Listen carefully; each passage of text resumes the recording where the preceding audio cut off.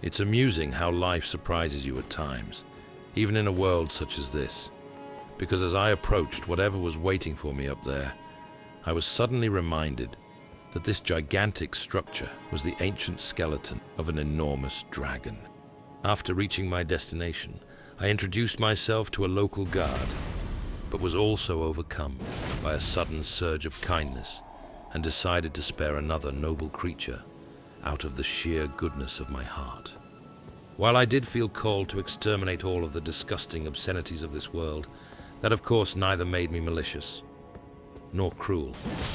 It was at this point that I noticed a curious doorway leading into a nearby building, and for some reason, I felt drawn to it. Unfortunately, before giving in to my yearning, I wanted to make sure that I didn't miss anything important, and suddenly found myself part of a rather embarrassing skirmish, which didn't really work out for me, not even the slightest. Instead of keeping this silly and entirely needless dance macabre going for weeks, I went the other way and got to investigate the site, which had ignited my curiosity. But as I entered a large and dusty hall, I was instantaneously hit by an eerie sense of familiarity. I rummaged through a vulgar set of clothing left by some long-dead eccentric, found delight in a painting depicting the capital, and was nearly terrified unto death by a couple of filthy servants lurking in the kitchen. What foul food had they been cooking, and why did it smell wrong? I didn't dare so much as see if the smoked meat was any good. There was no telling what animal it had come from, or if it even was an animal. After fighting off a horrendously disfigured dog prowling the deserted streets, I found my way to the first floor and felt a chill down my spine. This was the stronghold I had visited regularly. But at the same time, it wasn't.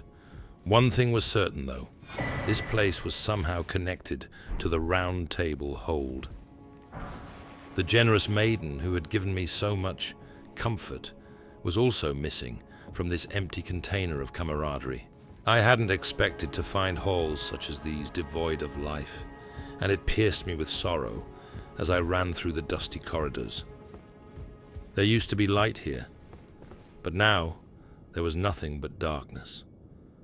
This was an empty place, and I felt a queer sadness arise in my chest. Not even the hairy fingers, nor their degenerate and toothless mistress of a granny, was anywhere to be seen. The peculiar ordeal of loneliness was out of this world, and since the silence was anything but enjoyable, I even sought out Gideon.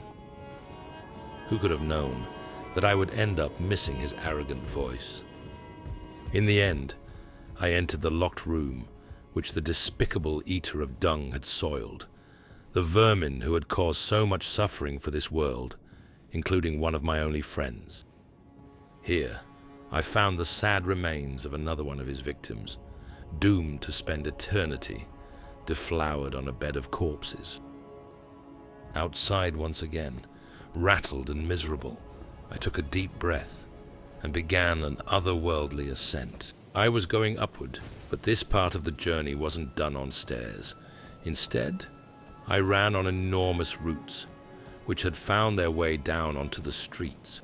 This wild growth must have been going on for eons, with little or no interference from the clearly absent ruler of this once glorious city.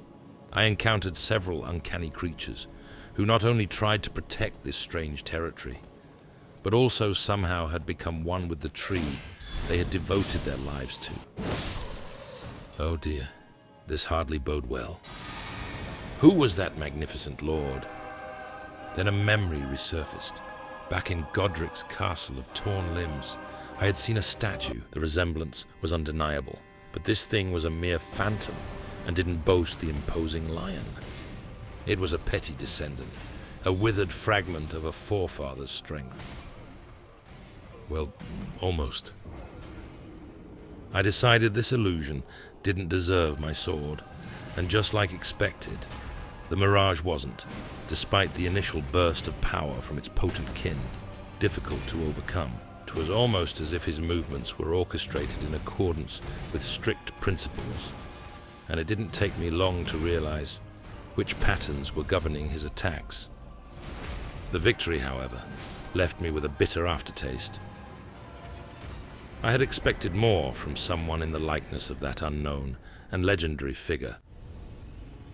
But the smoldering presence below the capital forced me to go on, and within minutes I had climbed more roots and came upon an eerie sight, which made me tremble.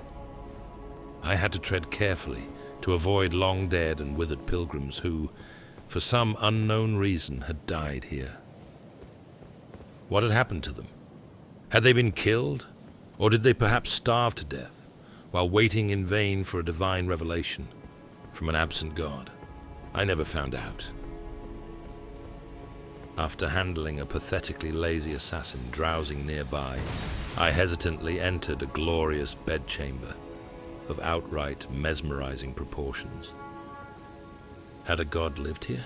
The thought quickly dissolved, because I was at long last approaching the Erdtree, and would face whomever was in charge in this hollow shell of a capital.